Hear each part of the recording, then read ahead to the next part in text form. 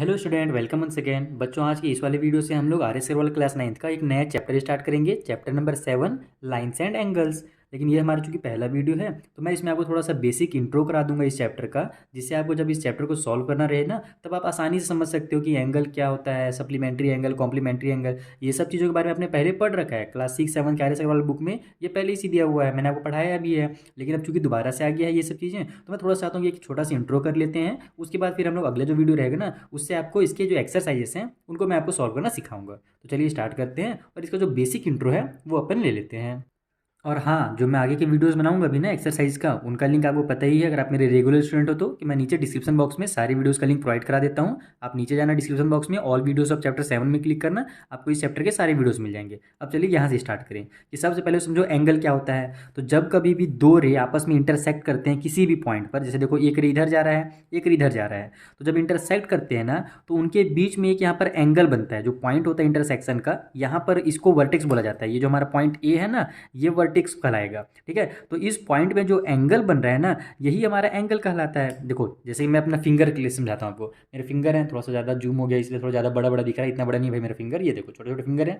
तो ये जो मेरा फिंगर है, इसके बीच में आपको ये थोड़ा जगह दिख रहा है, यही क्या कहलाता है, एंगल कहलाता है। अब दरवाजा वगैरह जब खोलना ना, तब देखना कि वहाँ पर एंगल बन जाएगा दरवाजा और दीवार के बीच में। ये देखो जो मैंने बुक ओपन किया हुआ है, तो इस पेज और इस पेज के बीच में भी एक जगह है। जैसे अगर मैं बुक को ऐसे कर दूँ ना, तो यहाँ से यहाँ तक ये जो जगह बन रहा है ना, इसको ये एंगल कहते हैं नॉर्मल लैंग्वेज में। ठीक है, एंगल का नाम कैसे लिखा जाता है आप वो समझो, कि अगर ये वाला यहाँ पर एंगल बना है तो इसका हम नाम कैसे लिख सकते हैं। तो एंगल का नाम लिखने का दो तरीका होता है, एक बड़ा नाम लिखते हैं, एक छोटा नाम लिखते हैं। जैसे आप कभी बड़ा नाम होगा एक ठो, फिर घर वाला नाम होता है ना, वो अलग अलग होते हैं। सेम उसी तरीके से यहाँ पर है कि जैसे अगर मुझे इस एंगल के बारे में बताना है, तो मैं इसको बी ए सी, एंगल बी ए सी कह सकता हूँ, क्योंकि ये ए में बन रहा है। तो आप ये ध्यान रखना कि जिस भी एंगल का नाम लिख रहे हो ना, तो 3 लेटर से मिलकर के वो एंगल बन रहा है, लेकिन जो बीच में जो लेटर आएगा वो वहाँ पर जहाँ पर एंगल बन रहा है ना, वो वाला लेटर आपको लेना है। जैसे कि इस वाले एंगल का नाम मैं ए सी बी नहीं लिख सकता हूँ, क्योंकि ये हमारा बीच में क्या आएगा, जो हमारा एंगल बन रहा है वही लेटर यहाँ बीच में आना चाहिए, ये ध्यान रखना। जैसे इसको आप बी ए सी भी लिख सकते हो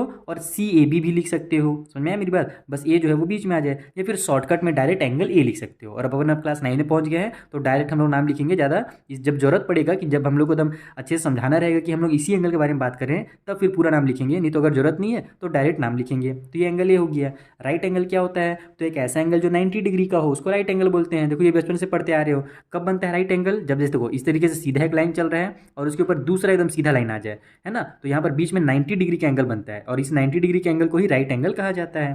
क्लियर। राइट एंगल भी, एक्यूट एंगल भी आप पहले पढ़ चुके हो कि एक ऐसा एंगल जो 90 डिग्री से क्या हो, छोटा हो, और 0 डिग्री से बड़ा हो। ठीक है, ये angle whose measure is more than 0 degree, 0 से थोड़ा सा ज़्यादा, थोड़ा सा नहीं कितना ज़्यादा हो जाए, 0 से ज़्यादा हो, 90 से कम हो, तो उसको एक्यूट कहते हैं। ठीक है, क्यूट नाम में भी आ रहा है ना, तो छोटा बस समझ लो कि 90 से छोटा है, क्यूट सा है, इसलिए उसको एक्यूट कह रहे हैं। तो ये देखो ये जो हमारा एंगल बना है ना, ये 90 डिग्री का बना है। जैसे देखो ये हमारा सीधा, लेकिन 90 से छोटा बना है, तो ये हमारा एक्यूट एंगल होगा। सीधा चल गया था तो 90 था, तो अगर ये झुक जाएगा, यानी देखो ऐसे झुक गया इस साइड, तो थोड़ा सा एंगल और क्या हो गया, छोटा हो गया। तो 90 से इसका मतलब क्या हो गया, छोटा हो गया। तो 90 से छोटा है, यानी कि ये हमारा एक्यूट एंगल है। अब जितना कभी हो, मान लो 45 डिग्री का होगा, 50 डिग्री का होगा, जितना कभी होगा वो सभी हमारे क्या कहलाएंगे, एक्यूट कहलाएंगे। आगे चलते हैं, ऑब्ट्यूज को समझते हैं। तो देखो ऑब्ट्यूज क्या होता है, कि एक ऐसा एंगल जो 90 डिग्री से ज़्यादा हो लेकिन 180 डिग्री से कम हो, उसको ऑब्ट्यूज कहते हैं। तो ये कब होगा, तो देखो अगर पहले तो आप स्ट्रेट एंगल समझो तब आपको ऑब्ट्यूज समझ में आएगा। स्ट्रेट एंगल किसको बोलते हैं, 180 डिग्री के एंगल को बोलते हैं। जब मैं एक सीधा लाइन बनाऊंगा ना, जैसे यहाँ पर से यहाँ तक लाइन गया, बीच में एक पॉइंट है, आगे भी लाइन चल गया, तो ऐसे जो आधा चांद वाला जो एंगल बनता है ना, यही हमारा 180 डिग्री का एंगल रहता है। आप अगर इसको प्रोटेक्टर से भी मेजर करोगे तो ये हमारा पूरा पूरा ऐसे जो आधा गोला बना है, हाफ सर्कल जिसको हम बोलते हैं, ये 180 का रहता है। तो ऐसा एंगल जो हमारा 90 डिग्री से ज़्यादा हो लेकिन 180 से छोटा हो, तो कब होगा, अगर ये लाइन इधर नहीं जा करके ऐसे चला जाए। ठीक है, तो अब देखो ये हमारा 90 डिग्री सीधा रहता तो 90 डिग्री रहता, लेकिन अब क्या है, 90 डिग्री से ये ज़्यादा हो गया है, लेकिन 180 से क्या है, कम है। ये आधा चांद से भी क्या है, थोड़ा कम है ना, यानी यही हमारा क्या कहलाएगा, ऑब्ट्यूज कहलाएगा। 90 से ज़्यादा, 180 से कम, तो ऑब्ट्यूज। और अगर एकदम 180 डिग्री का है, सीधा सीधा एकदम स्ट्रेट लाइन पे बना हुआ है, तो उसको ही स्ट्रेट एंगल बोलते हैं। और स्ट्रेट एंगल का जो मेजरमेंट होता है 180 डिग्री का होता है। यहीं पर पूरा डेफिनेशन वगैरह दिया हुआ आप देख सकते हो। अगला एंगल में आते हैं रिफ्लेक्स एंगल। तो रिफ्लेक्स वो बोलेंगे जो 180 से ज़्यादा हो लेकिन 360 से कम हो, कुछ इस तरीके से। जैसे देखो एक लाइन सीधा सीधा ऐसे चल रहा था, ठीक है, और उसके बाद वो लाइन थोड़ा सा ऐसे झुक गया, तो यहाँ पर ऐसे सीधा जाता तो ये तो 180 डिग्री का बनता, यानी आधा जब चांद बनता ओहो नहीं दिख रहा है क्या, फिर से देखो यहाँ पर, अब दिखा। हाँ, तो देखो अगर ये सीधा ऐसे चलता इतना तो 180 डिग्री का बनता, लेकिन अब ये थोड़ा नीचे लाइन चल गया है, इसका मतलब ये और ज़्यादा आगे आ जा रहा है, तो ये हमारा ही क्या हो जाएगा, 360 से कम हो जाएगा। 180 से ज़्यादा लेकिन 360 से कम, तो इसी को क्या बोलते हैं, रिफ्लेक्स एंगल बोलते हैं। ठीक है, यानी 180 और 360 के बीच में जैसे 200 हो गया, 210 हो गया, 213 हो गया, कुछ भी ले लो, सभी जो होंगे हमारे रिफ्लेक्स एंगल में आएंगे। क्लियर है। आगे चलो, कंप्लीट एंगल किसको बोलते हैं, तो एक पूरा एंगल, जैसे देखो एक हमारा ऐसे लाइन गया और दूसरा लाइन उसी के ऊपर वापस आ गया, यानी जो हमारा एंगल बना ना वो यहाँ से शुरू हुआ और वापस आकर के इसी में ख़त्म हो गया, इसी पॉइंट में आकर के ख़त्म हो गया, तो ये हमारा एक सर्कल वाला एंगल बनता है। और जो सर्कल बनता है ना वो टोटल 360 डिग्री होता है। क्यों होता है वो भी समझो। जैसे अगर हमारा आधा बनता है, ऊपर का आधा जो चांद होता है वो 180 डिग्री, और नीचे का आधा चांद ये भी 180 डिग्री, तो 180 और 180 मिलकर कितना बन गया, 360 बन गया। तो अगर पूरा का पूरा गोल सा चांद है हमारे पास तो वो हमारा 360 का एंगल कहलाता है, जिसको अपन कंप्लीट एंगल कहते हैं।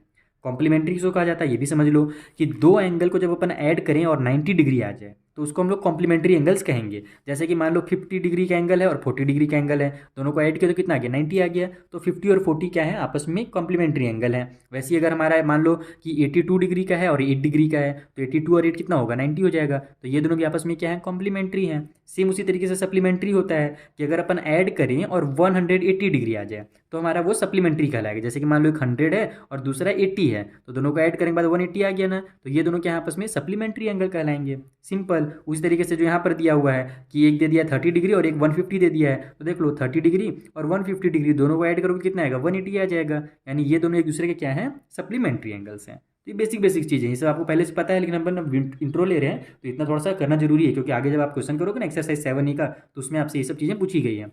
अब आते हैं एडजेसेंट एंगल किसको बोला जाता है। तो एडजेसेंट का मतलब होता है अगल बगल, जैसे हम लोग के पड़ोसी होते हैं ना, नेबर होते हैं ना, वैसे ही अगल बगल वाले एंगल के जो होते हैं ना उनको एडजेसेंट बोला जाता है। फॉर एग्जाम्पल मैं आपको समझा रहा हूँ, एक ऐसा सीधा लाइन है, इसमें ऐसे मैंने एक लाइन बना दिया, ठीक है, यानी एक रे था, इधर से एक से रे चल गया, तो यहाँ पर जो एंगल बना ना और यहाँ पर जो एंगल बना, ये अगल बगल के एंगल है ना, बस इसी को क्या कहेंगे, एडजेसेंट एंगल कहेंगे। उसी तरीके से अगर मैं इस लाइन को आगे और बढ़ा दूँ और इधर इस एंगल को और बढ़ा दूँ, तो यहाँ पर जो एंगल है और इसके बगल में ये जो एंगल है, ये और ये वाला, यानी ये वाला और ये वाला एंगल जो है हमारा, ये क्या कहलाएंगे आपस में, एडजेसेंट। अगल बगल होने चाहिए, सटे हुए होने चाहिए, एक तरह से कह लो आप, तो वो एडजेसेंट कहलाएंगे। इनका जो वर्टेक्स होता है सेम होता है। वर्टेक्स उसे बोलते हैं जिस पॉइंट में एंगल बनता है, ये वाला जो पॉइंट है वो वर्टेक्स कहलाएगा। तो यहाँ पर ये देखो इसका भी यही वाला पॉइंट है और नीचे वाला जो एंगल है इसके लिए भी यही पॉइंट है, तो ये दोनों का सेम पॉइंट है, इसलिए क्या हमारे वर्टेक्स सेम हो गए, तो ये हमारे एडजेसेंट हो गए। इनका जो आर्म होगा वो भी सेम होगा। आर्म किसको बोलते हैं, ये जो लाइन होती है ना जिसको मैं लाइन और रे बोल रहा हूँ, यही आर्म कहलाता है। जब एंगल बनता है तो उसको उसका आर्म कहते हैं, ठीक है, हाथ।